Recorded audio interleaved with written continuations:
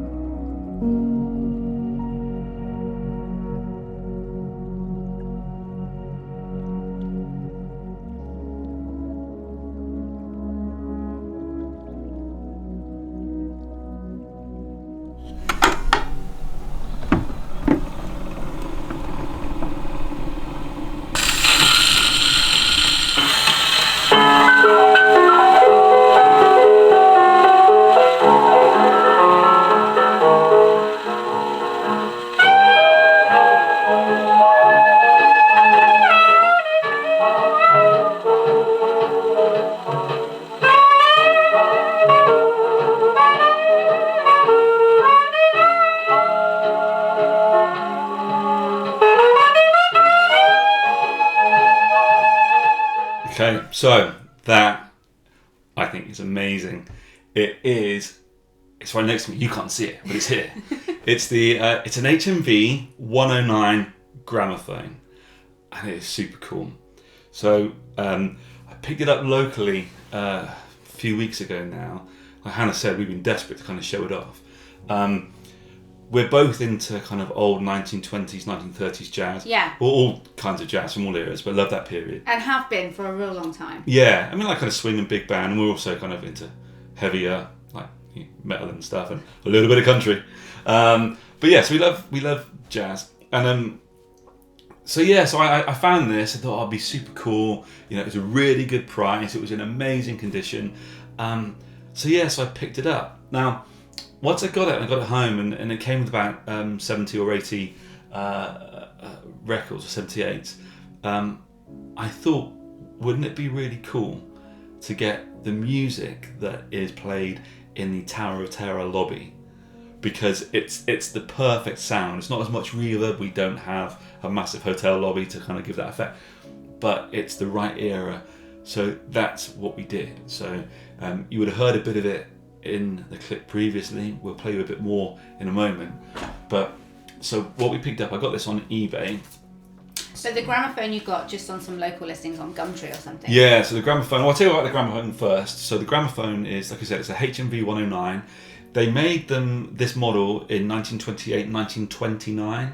So it's nearly 100 years old. So it's 90 years old, but coming up 100. It's in amazing condition. Yeah. They made two models. They made a mahogany model and an oak model. The oak model was £10. The mahogany model, which is the one that we've got, was £12. So it's about £800 to £1,000 in today's money, which is, it's a lot of money. And made in the UK, it's fully mechanical, no electricity, no powered speakers. Yeah, that's the crazy thing about it, and it's so loud. It's super loud. It's really, but the whole point is that you could put this on in a hall or whatever and dance. Yeah. Everyone could dance to it. So yeah, it's really loud, and the volume's controlled because you've got the sound box that's underneath the kind of the deck where the mechanism is, and there's just two doors. So the hinge doors. So to raise the volume, you just open the doors wider, and to turn the volume down, you close the doors. It's amazing, and yeah, fully mechanical. You wind it up. It uses steel needles that you replace after every play. Otherwise, it will damage the records as they kind of get blunt. They're quite hefty needles. It's not like your stylus you'd see on a standard record player. So the records are made of shellac, the 78s. So shellac is like I think it's like a stone, like a mineral that's ground. And so each one like is a resin. really heavy. Yeah, they're quite heavy, but they're quite. Although solid, they're fragile. If you drop this on a hard floor, it would just kind of shatter like glass, pretty much. But so this one that I've got here is one that you started to listen to, and you'll hear a bit more of in a bit. It's Pyramid by Johnny Hodges. Now on the Tower of Terror audio loop, there's about 10-15 tracks on there. Johnny Hodges has, I think, about 4 on that loop. Pyramid is the one that always reminds me of Tower of Terror. It's always the one that I seem to hear whenever I'm in there, in the lobby, and it just makes me think of it when I hear it. So the first thing I did after I got the gramophone was go on eBay, find Pyramid, and yeah, it sounds fantastic. The plan is to get more of the tracks from the Tower of Terror lobby to have like the complete playlist. That would be awesome, because there's something really, really neat about audio in terms of triggering memories and making you feel like you're somewhere you're not. And every time we play this, it's like you get chills. You know, and you can play it on iTunes or whatever, and you can even listen to it on YouTube with the reverb effect on there, so it sounds exactly like the Tower of Terror. But there's something about playing it authentically on, and I'm not, this isn't all hipsterish or look at this playing on. It's that's not what it's about. It's just that having something from that era, playing it as it would have been played at the time, brings it to life, and it sounds incredible. We're not people that use vinyl, or we don't even have CDs. We use iTunes for everything. But this is history in our home. It's history. We love collecting stuff. We love collecting vintage stuff, original stuff. And for us, this is kind of like, it ticks the boxes of both vintage stuff and Disney stuff. Yeah. Because we're playing the songs that Disney are using on one of their attractions, and it sounds amazing. And I think we're going to try and see what other songs that Disney use that are available on 78s to kind of give that sound. So it's super cool. So have a listen of the full track, and just close your eyes and pretend you're in the Tower of Terror lobby.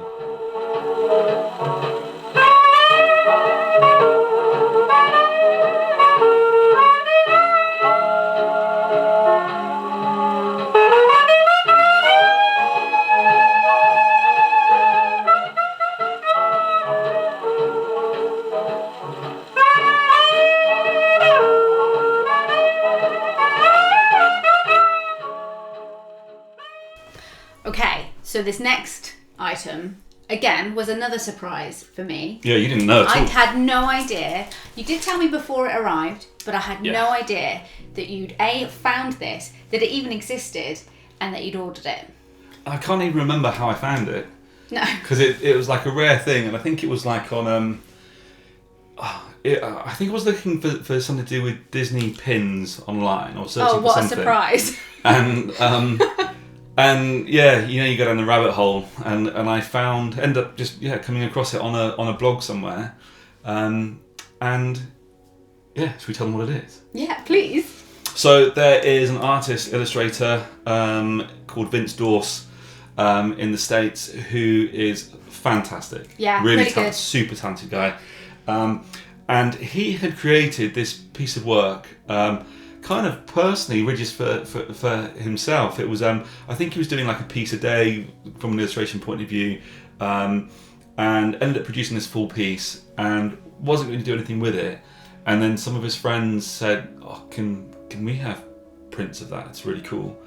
So he kind of produced some from his friends, and like the word got out. So what he's done now is he's still not producing them in any numbers. He had a batch made and printed. That if you want one, you can contact him via his Twitter, which we'll put on screen somewhere. And if he's got one available, he can would ship one to you once you've paid him the correct monies, obviously. And yeah, so should we reveal what it is? Yes. It's so cool. It's so cool. It's all about one of our most favourite Disney World attractions of all. I will say it was packed really, really well. I've taken the bubble wrap off for ease, but it was packed really well. It came from the States to the UK with no issue at all. And really quick too. So a lovely little note from Vince on there as well. So yeah, let's take this off. Hopefully we'll be able to show you on here, but we'll show it properly in a minute anyway. So it is a illustration of the Haunted Mansion as the ride, as you would ride through it, with all the little details of every part of the ride, and it is amazing. So we'll go through and show you all the parts of it now, but it's so good. So if you're interested in picking one up, if there's still any available, then yeah, look for Vince Dorse on Twitter, send him a message, and I'm sure he would love to provide you with one. I'm just going to speak some audio that you can cut in over the top of some close-ups, so that's okay. So what's really cool about this piece is that the whole side of the mansion has been cut away, and you can follow the entire route of the ride through as it goes through each room. So not only do you get each room on the ride, every detail with some of the key characters and key scenes, those special moments that you always remember, found in this print. From everything inside the mansion itself until the point when you get out into the graveyard at the end of the ride. I could look at this for ages and ages. It's just spectacular. So we've picked up a frame at IKEA for this. We've got a mount to cut, and then we'll get it all framed up. We'll be putting it up in the house for you to see in a minute. Okay, so we've got our frame picked up from IKEA. It's the Edsbrook frame. I think it was under £20, which is really, really good. So we just need to unpack this, and then because this mount is probably not the right size for the print, we're going to have to measure up and cut it to size.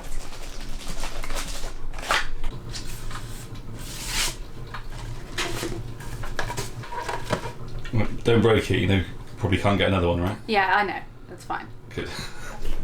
Got the mount the wrong side down.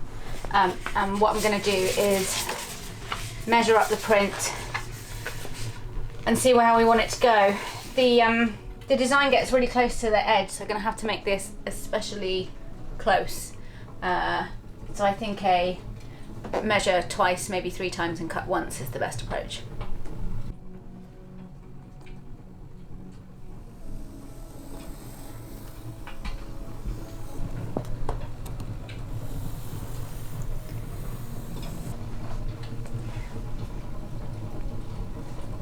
So we've just drawn out the shape that we need to cut. Both checked it. It's your responsibility. I've checked it, but you're solely responsible for cutting. You did half of these you did most of these markings, and then you told me what to draw. And you're still responsible because you're cutting it. No. Yeah. I don't want to cut it. Alright, give it a go. Go on. You've given me a variety of knives to choose from. That blue one is like 1,000,000 years old. It isn't. I'm not going to use it. Has the blade been replaced? I don't know. Yeah, that's way old. I would use the big one. I have little look. Yeah, little I know, hands. but it would be like the most stable. I would use the big one. I'm genuinely scared. Might as well. It's not raining anymore. One you can see. Go on, use the big one. Just give it a go, yeah? Yeah, do it. Don't shout at me. Don't do it wrong. So this is like a masterclass in cutting mounts, is that right? Yeah, this is where the 2 weeks of work experience in 1995 that I spent at my mum's picture framing shop is all going to pay off. Right, don't get it wrong. No pressure, but don't get it wrong. Can I? Don't have another one, just so you know. I know. Oh gosh, can I kneel on this bit? Oh, I don't know. I'm gonna kneel on it. I've quit. Made him take over. You're so much faster than me. Because in my experience, you do lots of like light passes, and then like.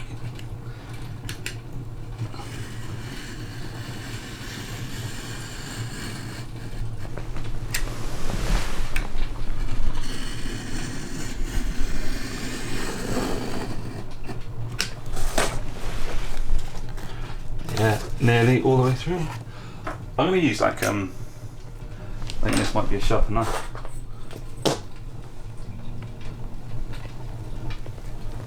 This is going to be the best mount you've ever seen. Like the most professional mount cutting. Because you did it. Yep. I bet it's so painful for people that are watching this. Oh, you're doing it all wrong! Maybe we can like use the pizza cutter, that'd be way easier. I'm so good at cutting pizza. That's something we have an abundance of as well. I'm like a genius pizza cutter. I do it a lot. I wonder if that's like I could do that as a job. Pizza cutter. Professional I could be a professional pizza eater. You're already semi-pro anyway. Yeah, I know. Oh, this sucks. Whose idea was this? Now, if there's one thing I do remember from my work experience stint is that when you're cutting a line that meets with one you've already cut, you're not supposed to let them cross over, because you'll end up with a big fat cross at the end of your cut. I'm not letting them cross over. I'm doing a fantastically professional job. The only thing it's not going to have is that all Gucci kind of like my Oh, you mean like an angled cut? Yeah. You know how we got that in the framing shop? By using the.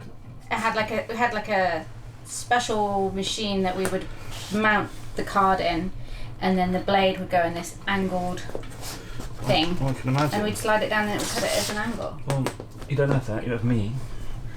With 3 ropey old craft knives we found in the garage. Well, I don't use craft knives as a rule. Although, funnily enough, these are all mine. Surely you're done already. Are we done? Well, it's done.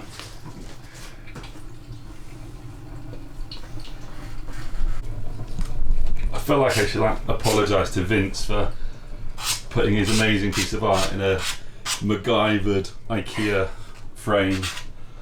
Yeah. It'll be alright, mate. No one's going to look that close. They're going to be looking at your artwork. All okay. All done. Yeah, just getting the fluff off.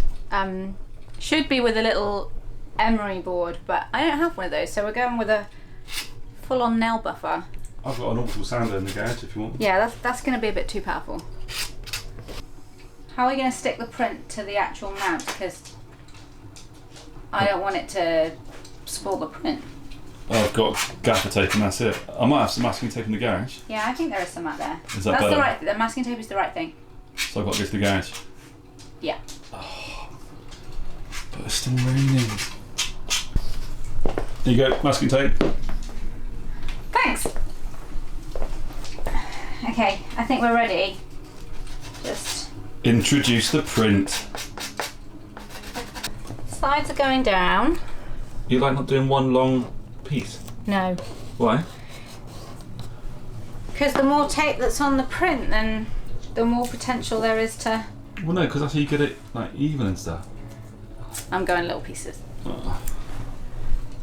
For the record, I really don't agree. Because you're never going to get it flat to the edges. But the board will hold it flat. Mm. If it looks right, then we can tape it down the sides. Well, Because we're going to have to check it. Anyway.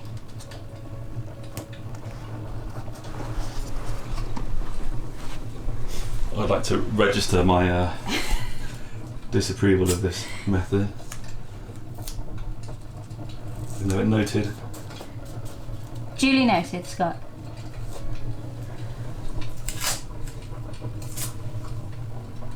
Need to put another log on the fire in there.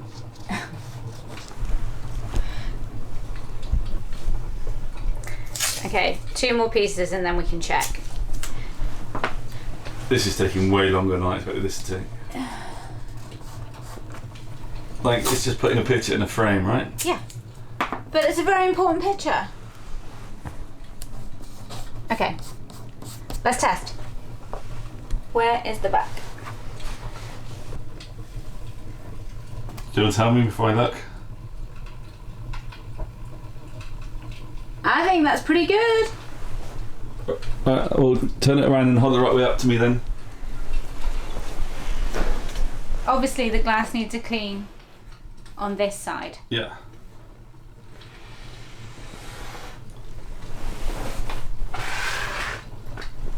Is it looking straight?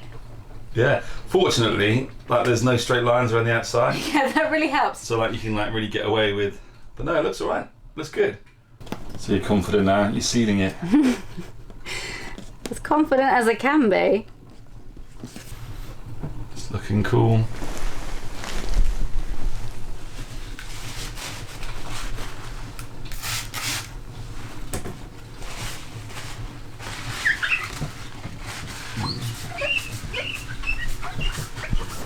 You made a good window cleaner.